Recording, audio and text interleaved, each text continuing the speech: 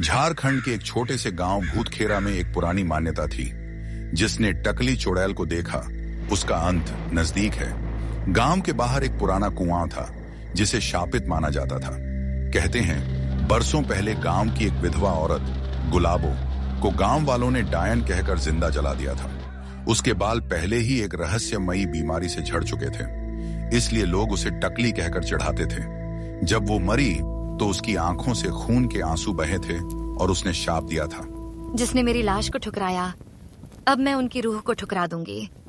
हर अमावस को मैं लौटूंगी बिना बालों के, लेकिन बदले की आग लिए। पहला शिकार मनोहर। 2023 की एक ठंडी रात थी। मनोहर जो बाहर शहर से लौटा था, अपने दोस्तों के साथ मस्ती करने कुएं के पास चला गया। शराब के नशे में उसने कुएं में पत्थर फेंक कर कहा, टकली चुड़ैल आ, अगर हिम्मत है तो। अचानक सब कुछ शांत हो गया। हवा रुक गई, मोबाइल की टॉर्च अपने आप बुझ गई और फिर एक अजीब सी खरोंचने की आवाज आई। कुएं से एक सफेद बिना बालों वाला चेहरा उभरा।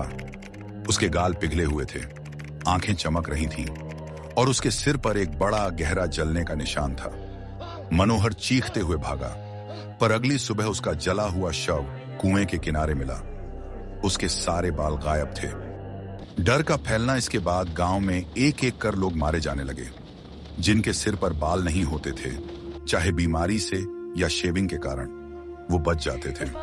लेकिन जिनके घने बाल होते थे, उन्हें टकली चुड़ैल अपना शिकार बनाती। गांव में एक बूढ़ी औरत दादी रोशन ने बताया, टकली चुड़ैल बालों से नफरत करती है।